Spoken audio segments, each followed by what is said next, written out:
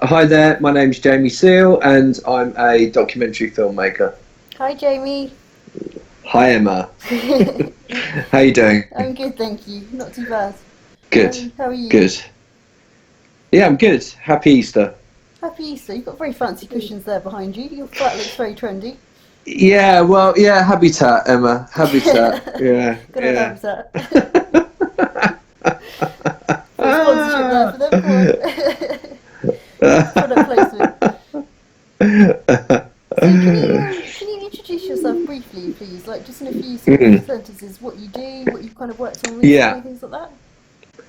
Yeah, no, of course. I've been a documentary filmmaker for 14 or 15 years now, focusing primarily on making films for the BBC and Channel 4.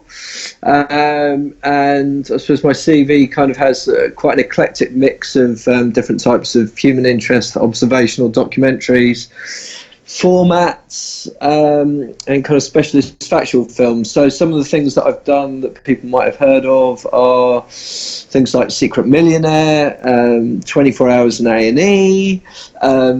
Last year I made a series for BBC2 called Surgeons, quite a broad cross spectrum of different types of documentaries, basically. So how did you come to do the job that you do now? How does it all start? Well, I mean, it's kind of a family vocation, really. How is it? So there's a bit of nepotism involved. My father was a feature film camera operator. Oh, cool. So I kind of spent a lot of my childhood on sets, actually on film sets, and I suppose just kind of being around those kind of creative types in that environment kind of rubs off on a person, and I always used to kind of sit there and be quite kind of struck by the role of the director, kind of watching this individual kind of bossing everyone around, really, and I just quite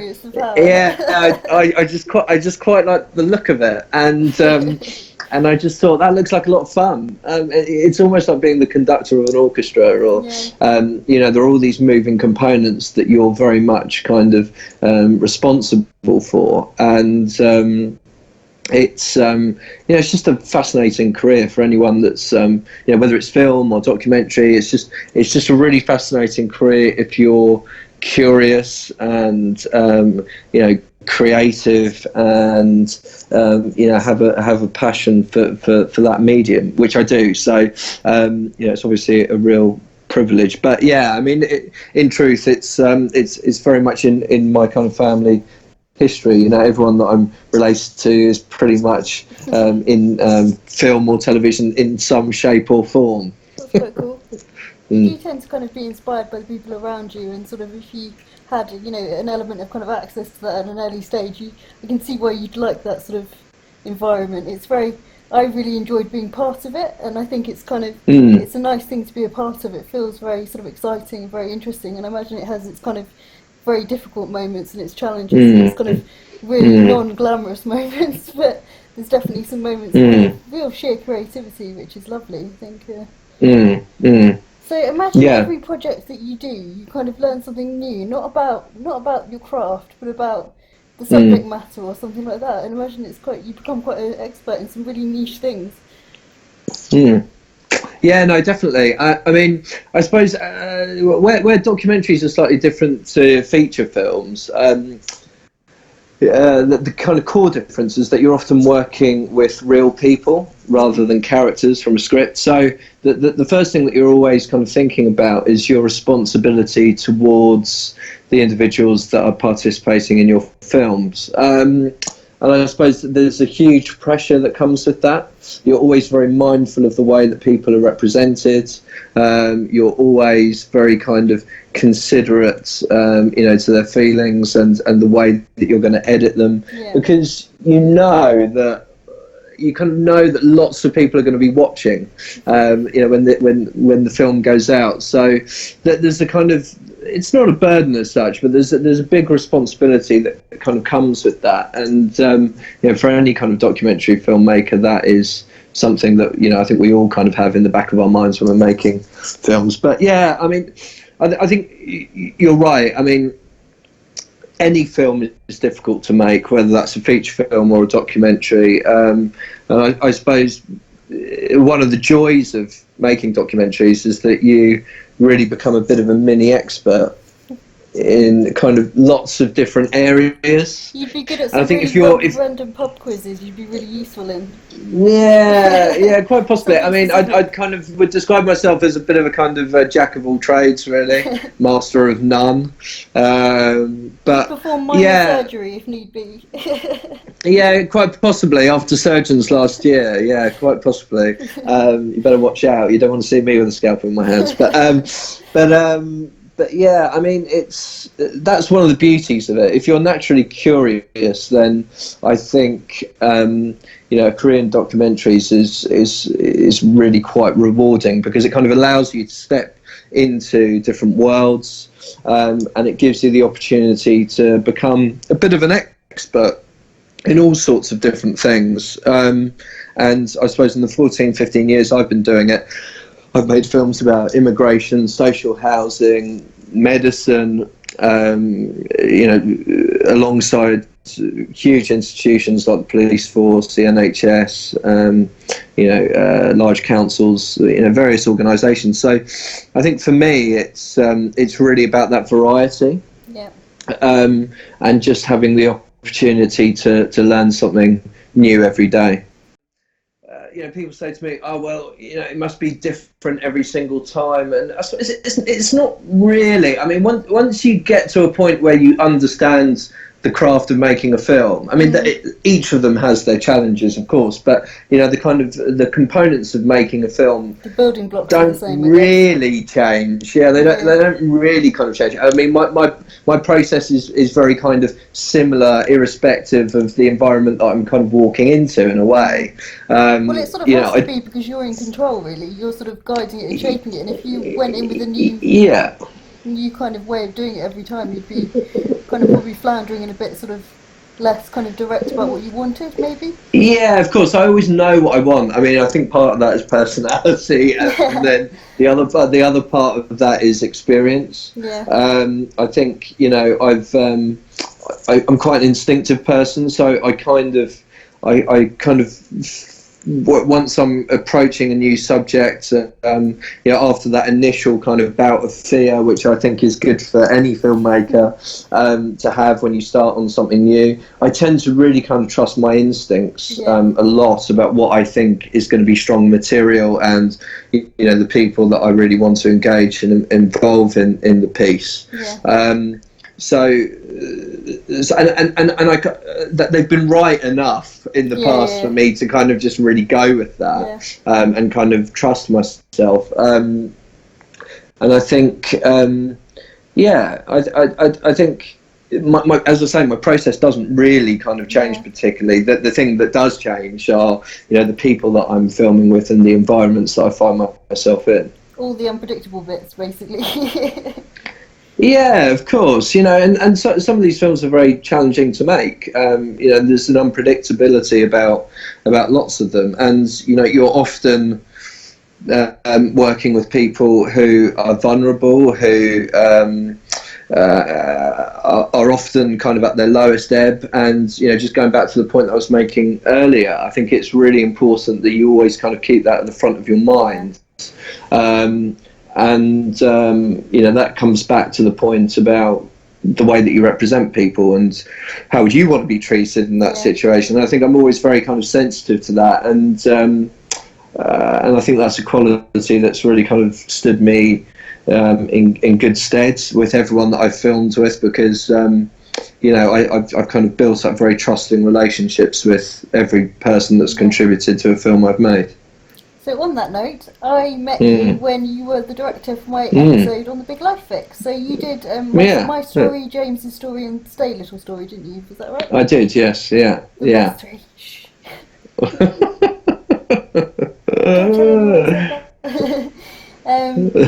So mean, that was a kind of really interesting experience for me, because I'd worked with sort of directors on really quick sort of, interviews and stuff like that, really very kind of different stuff, or just, quick kind of snippets and interviews for the charity, or, where there was kind of messaging to get out. And it was a totally new experience for me, and suddenly there was this kind of person in my life who was going to be telling my story, and it was I had to relinquish a lot of control, which for me is very difficult. But actually, I trusted you because I could see that you had a vision and that you sort of you weren't going to screw me over. And actually, the end piece, I'm so happy with, and it was really beautiful. And you kind of did me proud, really. But it was a really interesting experience for me to kind of almost just be like, but why is he not filming this bit and why is he not filming that? And I know we had a couple of discussions about that, I kind of, at the end of it all, could see your vision and could see why you'd stuck true to it, and so I would trust you again with anything ever. If you ever had to tell a story about me, I'd fully trust you.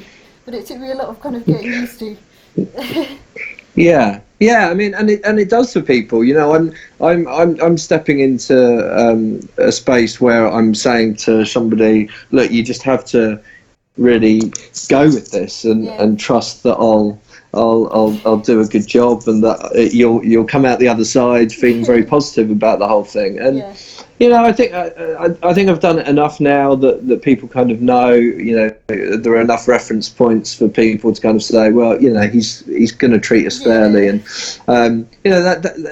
these films are all about trust, and they're all about relationships, and without that, you really can't get good material. So for me, it's those working relationships that I have with my contributors are just integral to every single film that I make.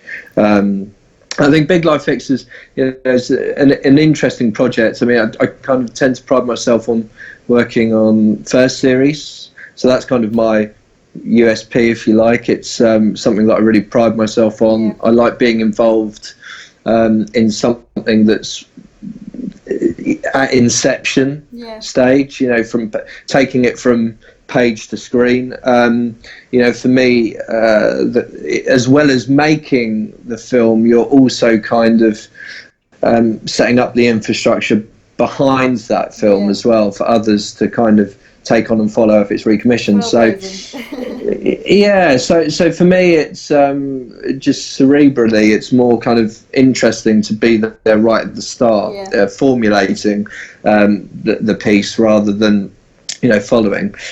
So that's kind of very important to me. But I mean, that comes with its own challenges, of course. And I think probably the biggest challenge with the Big Life Fix, well, I mean, there were two huge challenges. I mean, there are lots of challenges, of course, in making a film like that. But I think one of the big things is tone. Really, I think one thing that we were incredibly mindful of making that series was that you had to be very careful with the tone of the piece, because if you weren't clever about the way that you constructed that film, it could very easily become quite patronising to the contributors involved who were receiving the pieces of kit. So I was always very kind of clear that it was important that we felt like our contributors were very much part of the process of designing these pieces of kit, because of course they're the ones that are living with their condition, and therefore they're best placed to really kind of advise on what would benefit them the most. So, and I think in doing that we kind of hit that sweet spot really of creating something which felt like it was more collaborative, and in doing so we avoided a kind of terribly kind of patronising tone. It could have been so patronising. And I think the two things that stick out for me, knowing that it wasn't, is when James is handed his piece of tech and he says he gives it like a 5 out of 10 or something. He gives it like a really low score, which I think is fantastic, because he's like, yeah, it's awesome, it works, but actually I want the best, sort of thing, which I thought, one, that was like, that was incredible. And secondly, just the way that I've been treated since as Hyan's, and this is credit to Hyan as well, as Hyan's kind of peer almost. We go and talk on the trailers, and it's Emma and Hyan working together on this, and I think the show kind of teed that up so well that actually it was something I was worried about, you know, sort of, oh, these poor sort of disabled people are getting these handouts, you know, it could so easily go that way, and it just, you know, they're so grateful, but actually we are grateful, we're incredibly grateful, but at the same time we're just, we feel like we've had a say and we've collaborated, so yeah, you did really well at showing that. Yeah, it was very kind of clear in my mind that it should feel like a collaboration, and I think like the second presentable challenge with making a series like that is just, you know, producing alongside the Fix team, just trying to kind of come up with a concept which will actually work. You know, and I mean, obviously the Fix team take most of the credit for producing these things, but I suppose, you know, within the you know, the confines of the filming schedule and trying to kind of marry that up with coming up with world first designs, it's quite a challenge, really. And trying to kind of help them navigate that and work out exactly what's really important within that process. I mean, I'd never made anything about technology before, so I suppose from my own kind of personal point of view, that was a learning curve. But you know, I kind of always back myself to, you know, if I'm stepping into a new space that I don't previously have any prior knowledge of, I kind of back myself to learn about it and to kind of soak up as much information as possible, and find a way to kind of translate that onto a screen for a viewing audience. But yeah, I mean, the tone and, you know, just trying to find solutions to you know, these incredible challenges were definitely the two biggest you know, challenges, presentable challenges for us as a production team. So did you, be honest now, did you think it was going to work? Were you sure it was going to work, or were you as worried as I am? So your watch in particular, Rob. I still remember that day, you know, us coming to give you the watch. We genuinely had no idea whether that was going to work or not. In the air, like everyone is just like. Yeah, and I think it was an incredible day, really, because I remember before we actually set foot into your flat, we'd been filming outside for possibly 45 minutes or an hour, and we were all really unsure as to whether this was going to be the finale of the story, you know, whether it could really work. And I think, you know, Hyan kind of, you know, very clearly says to Simon at one point, you know, I think I might have come up with something that's groundbreaking, but I'm not entirely sure whether it's going to work. And, you know, some people might kind of think that a moment like that had been produced, but we genuinely had no idea. So there was a real kind of documentary kind of sensibility to that kind of story, really, because we were just, you know, we were going with it and riding the tide, really, and we really weren't sure whether that was going to work or not. And then, of course, when it did, I think we were all just completely blown away. You could have had a pin drop in my flat that morning when it was really eerie. I mean, it's definitely one of those scenes that you film, and you know it's a remarkable scene. You know it's going to be something that people will always say to you, that was incredible. But it's very difficult to digest, you know, in the moment. And it isn't really until you kind of walk away and scrutinise it further that you kind of realise the significance of it. And you know, I suppose it's the personal significance for you, but also the potential. You know, and I know it's an early stage prototype, but you know, the potential of that piece of kit to actually go on and help lots of others. So, I mean, the main reason I was interested in making the series was because I felt like, you know, if we could find some solutions for some of these conditions that people were suffering from, then, you know, we might, you know, it'd be an amazing thing to do. You know, we might be able to help lots of people, and I think that's just a really good thing to be part of. And for me, you know, part of what I do is that you know, I kind of feel like any television production that I'm involved in should have some benefit to the people that are involved in it. That's part of the process for me. So I was thrilled, obviously, that that it did work on the day. I remember the moment just so vividly, just almost like not being able to breathe and my heart racing. And then I remember we got the tube. I think some people got a taxi. We got a tube into my office to go and film with my client. And I just remember just being all over the place on that journey. It was like it almost kind of sunk in at that point, kind of afterwards, that I just kind of went like jelly, and it was like we might have something pretty spectacular on our hands here. And I think Hyann was the same. We were just incredibly quiet for like a really extended period of time. But it still gets me, that moment. I mean, that clip kind of gets played at conferences and stuff, probably semi-illegally, I'm sure, but I'm not sure. But it gets played at conferences and stuff all the time, and it still gets me. It still chokes me up, and I've seen it. You know, this is a year on now, and so. Yeah, and I mean, you know, I suppose as a program maker, you know that there are going to be moments that you film, and you can kind of almost feel yourself in them. There are going to be moments that you film that are kind of seminal for you.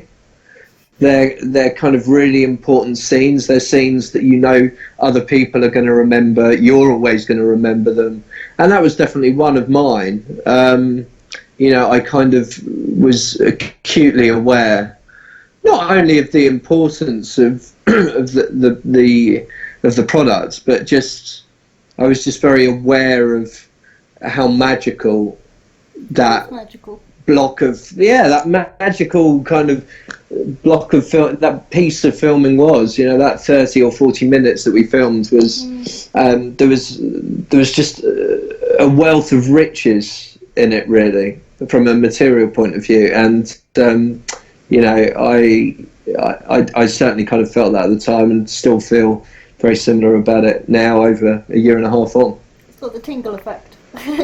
Yeah, totally. Yeah, and I think that, you know, as you say, every time you see it, you feel very similar about it, and I do too. You know, it was a fantastic moment to be a part of. Well, also, I think for me, it's sort of the start of everything changing as well, and sort of the start of a really new life for me, and so many great opportunities that I can almost see the moment my life sort of switched. It's quite amazing to notice that, to be able to see the moment your life kind of pivots is incredible. So, wouldn't have probably half the opportunities, the job, anything that I have now if I hadn't been a part of that documentary. So, pretty crazy. Yeah, well, yeah, and you thoroughly deserve it. You know, it was great. It was a great experience working with you, obviously, and you know, I think that you're a great ambassador for Parkinson's. So and for the further development of products, you know, in that kind of area. So yeah, I will try my best. Yeah. So, the final question, did you learn anything about Parkinson's? I mean, I don't know how much you knew about Parkinson's before, but did you learn anything about Parkinson's during the filming that you were kind of surprised by? Or? Yeah, I mean,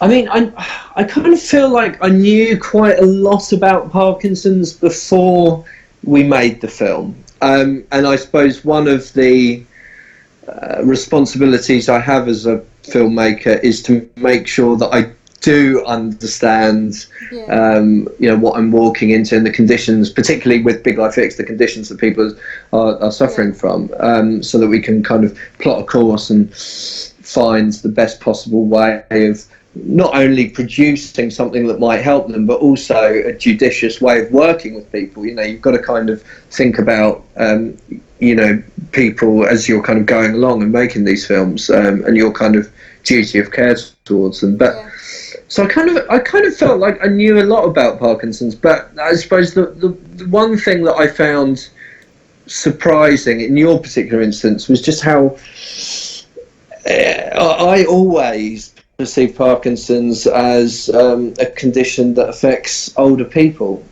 So I was, and I know we've talked about this a bit, but I was just surprised that you were diagnosed at 29, weren't you? Yeah, Were you 29? 29, yeah.